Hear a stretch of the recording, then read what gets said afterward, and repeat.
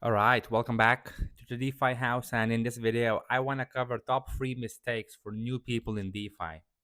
And these are the mistakes that I heard from a lot of you from the past, because I want to show you right here. I've helped over 500 people, over 63, 65 maybe countries. And this is the map where people been based when they had calls with me about DeFi education, etc. So this is a very cool map that I just extracted from the platform. And basically, a lot of people have been asking and doing very similar mistakes.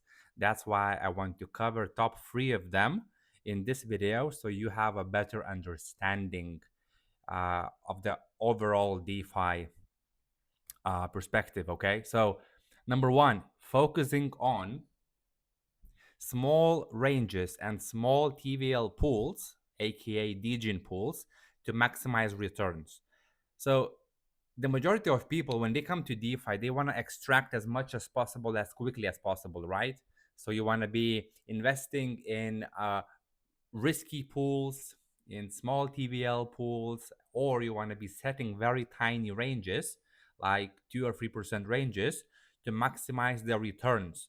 But what you have to understand that if you are focusing on such approach, you will be eaten alive by the impermanent loss, okay, and by the loss in general. Because no matter how you're gonna play, even if you do it very smart on very small TVL pools and small ranges, it's very difficult to be consistently profitable long term.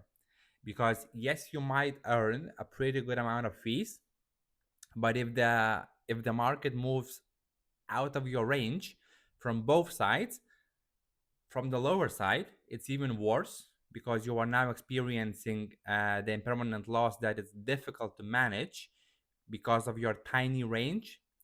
And if it goes uh, out of range from the upper side, you are fully converted to, let's say, a stable coin. If it was some sort of a, let's say, Giza USDC pool on base or something, right?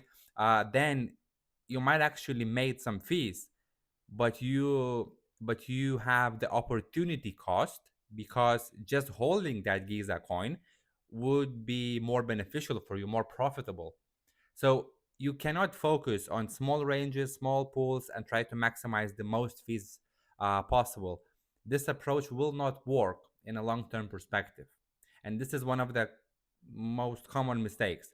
People come with small capital, like 1K USDC or 1K worth of Solana, ETH, doesn't matter, and they deposit into the pools, into a tiny ranges, and then they get eaten alive. Because if something happens in the market, a bit more volatility, the fees are high, the yield is high, but you get in and out very quickly, and this can cost you way more in a long run. So this is the first mistake. Do not focus on very tiny ranges and small TVLs, aka DGen pools. There are ways to do that, but you have to be smart about it. Okay, it's not for a classical beginner entry to deploy capital to those DGen risk type of pools. Number two, wrong deposit ratio at a time of entry. Because by default, most of the dexes, most of the platforms will give you a deposit ratio of 50-50. Even if you set your own range, in most cases, people want to set the range equal. So, for example, if we have, let me draw a bit. So, for example, you have the asset, right? And you have the price. So at the time of deposit, most dexes will simply suggest 5% down, 5% up, meaning that your deposit will be about in half, 50-50. So you will be depositing 50% asset one, 50% asset two.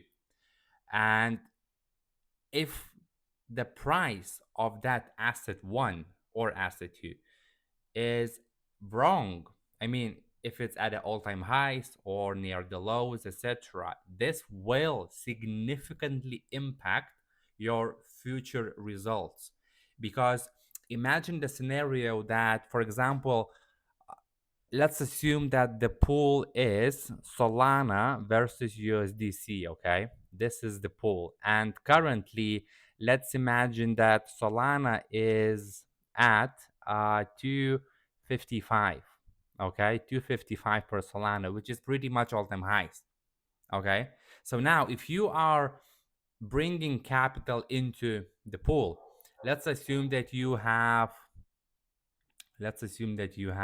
1K worth, okay, worth of Solana, and you come to this pool and you're like, okay, so I have some Solana, let me actually deploy it into the pool. Okay, so if you deploy in this scenario like 50-50, let's say 5% down, 5% up, then essentially half of your Solana, which is like $500 worth of Solana, will be sold at 255, which is not too bad, right? Because I assume you bought it before, you have some Solanas in your wallet, and you want to deploy into the liquidity pool to earn some fees. So if that's the case, it's not too bad. But at the same time, remember that 50% will be sold to USDC and 50% will be kept as Solanas, and then you will be deployed into the pool, earning the fees. If Solana continuously going down, for example, and you reach the end of your range, you will be out of position fully in Solanas, okay, which is not too bad, right? But at the same time, keep in mind that you allocated a bit of Solanas on the way down, because half of it were sold at the time of deposit. So you just got your USDC became allocated into Solana slowly. So you will see lower value in terms of overall deposit, but you allocated capital into Solana at a better price. So this may not be bad unless you had no intentions to buy more Solanas at near the highs, more or less. Um, and vice versa, if it goes out of range from the upper side, you are fully into USDC and you don't have any exposure to Solanas no more. And if Solana from 255 went 5% up, for example, as of your range, you are fully in USDC and you are missing on any potential future um, rally on Solana price. So you have to always act. So the wrong deposit ratio comes when, for example,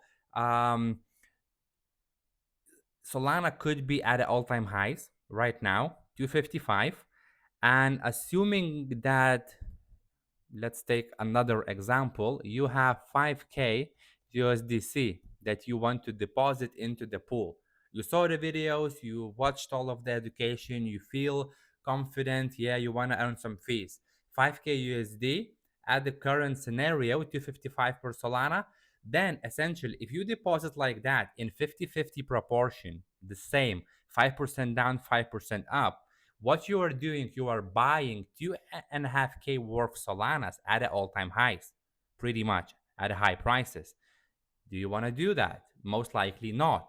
Who wants to buy at a highs? Well, the majority, yeah, but we're not the majority.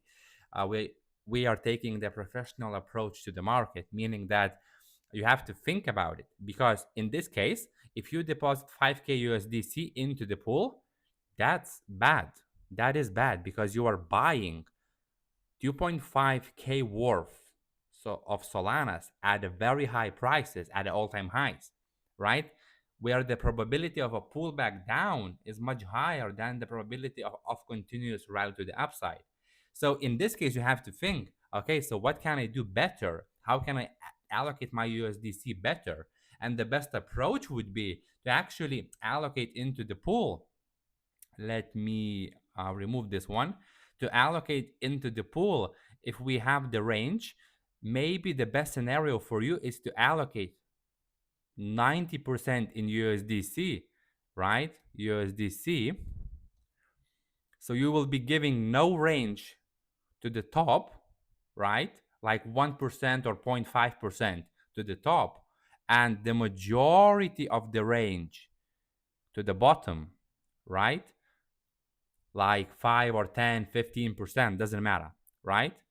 In this case, your deposit ratio will change. You will be depositing 90 something percent in USDC and the rest in Solanas. So you are not buying that much of Solanas. So from this 5K of USDC, you might be buying, I don't know, $100 worth of Solanas, and the rest is being in USDC. And as the price of Solana goes down, it goes down and down and down, you are getting better and better allocation into Solana, right?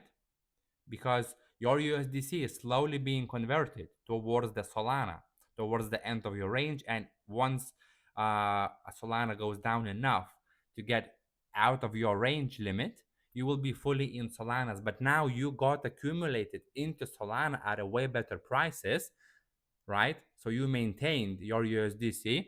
It may actually go down, so your deposit value might go down, but you are earning the fees all the time while in range, right? And then if Solana decides to come back after the pullback, right, then all the fees you earned on the way and at the bottom of the range will also be 50% in Solana.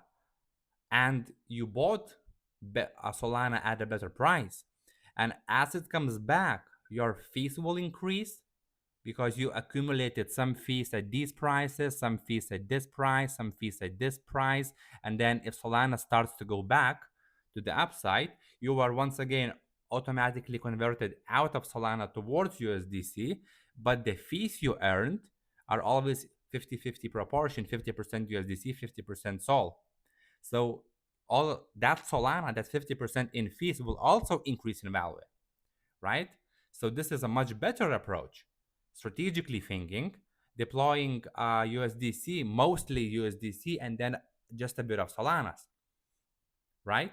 Vice versa can happen if, for example, um, you wanna, if for example Solana is really down, right? Let's say that Solana is now at not 255, but at, let's say, 140, which is very, very down, right? We can even take a look at Solana and see if it's 140. So from current price, it's about 30% drop. So that is a good price to be buying Solana, for example, right? Especially if you want to deploy into the pool. So in that case, what you can do, if you have 5K USDC or Solana, doesn't matter. In that case, if you don't think that Solana can actually continuously go down more and more, then you could set the range the opposite. So this is the range, and you give a very little bit of space to the downside and a lot of space to the upside.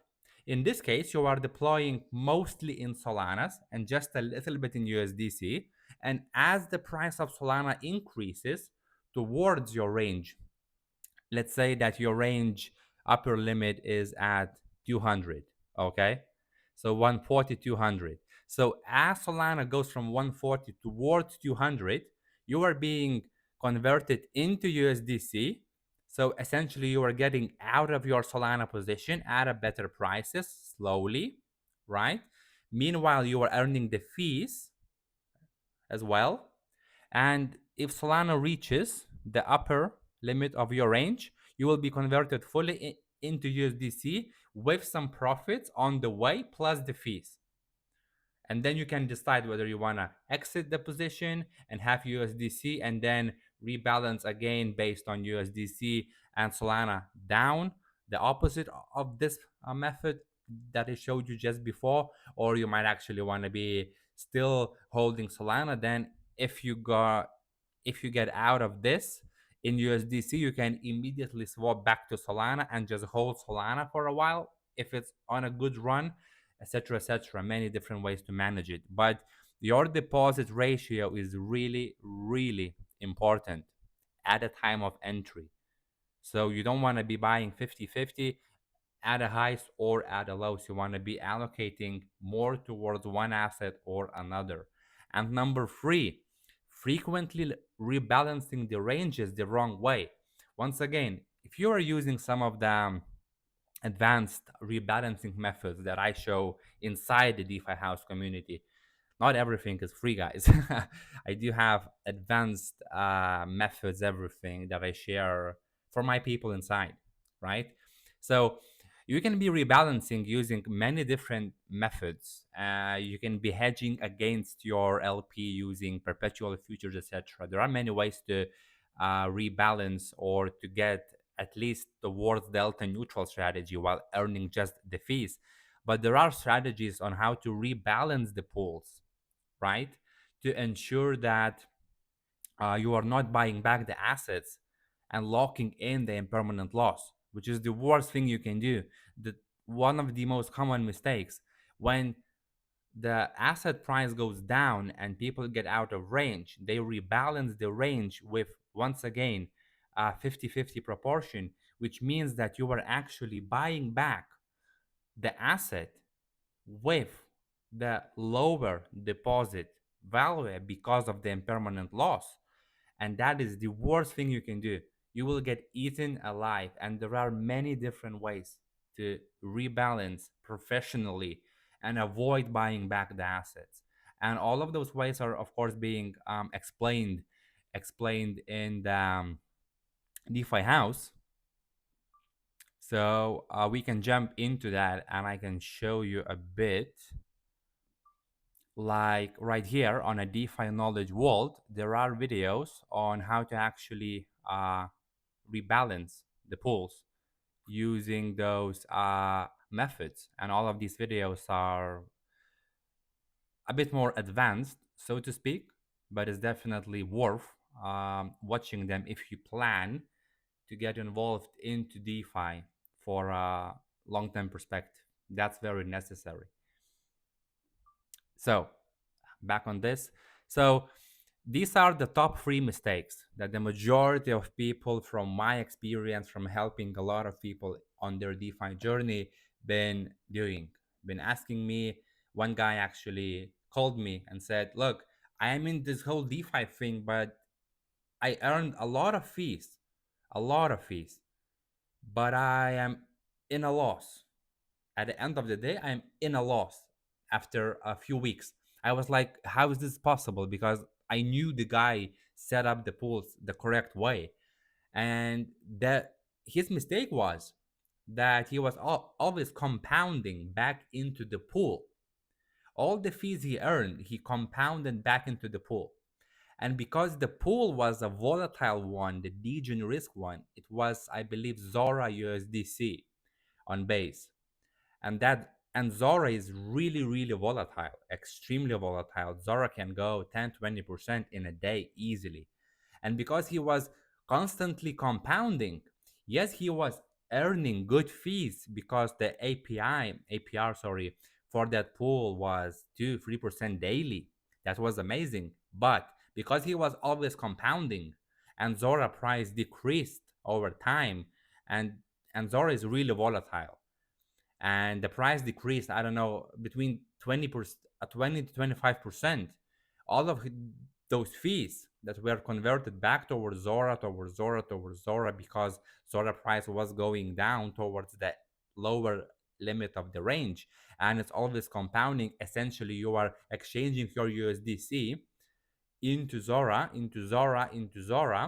and Zora went down at the end of the few weeks. You are in a loss. And that makes sense because you compounded on a wrong pool. Zora went down. And if Zora recovers, then it's going to be amazing. It's going to be amazing. Very good profits because you bought a lot of Zora on the way down. But from a DeFi perspective, if you are not from the speculative perspective, but you want to be earning the fees, building the cash flow, as predictable as possible cash flow, then it's a problem. So just by holding those fees rather than constantly compounding, he would make a lot of money. Almost almost 40-50% of his initial deposit he earned that much in fees, but he always compounded and he lost most of that value because of the Zora pullback. So just to summarize, there are many ways to manage the positions professionally. And what I showed you here are some of the mistakes. And number two, wrong deposit ratio was a real source for you, so to speak. I explained it all, why it's important. And if you want to get involved into a bit more advanced stuff, learn on a daily basis what I do, because every little change I do on my pools, on my investments, I share inside the DeFi house. I mean, I shared a bunch of educational content, how to start making yield. uh, and I'm really grateful for all of your comments, all of your messages. Some people message me on Instagram as well saying big thanks, amazing for that. But you can start yielding right away. I don't charge for education, so to speak, right? Because I showed everything free on YouTube, on Telegram, everywhere. You can find a lot of educational stuff. But if you want to know my specific steps on a daily basis, that I'm taking my time throughout the day, writing articles, writing the changes, showing everything, uh, that's that's a part of my business, so to speak, right? I don't need to do this, but I want to be doing it because I love speaking. I love sharing stuff, and I can share as much as I can publicly. But some stuff needs to be held private, and if you want to know that, you can simply join, and that's it. It's very simple, and the best strategy for that is watch the videos for free on YouTube, start yielding, yield and generate enough profit from DeFi pools to cover DeFi house membership. And it's gonna be risk free for you. You're just gonna try it out, see what's inside, see if you like it, and that's it. So that's why I teach you for free how to actually do all of that. But if you want to know my daily updates, my daily steps, then feel free to join. So once again, thank you for watching. Thank you for all of the comments, likes, everything. I'm just getting started on this YouTube thing, but it's already amazing. So once again, thank you, and I will see you, of course, on the next videos.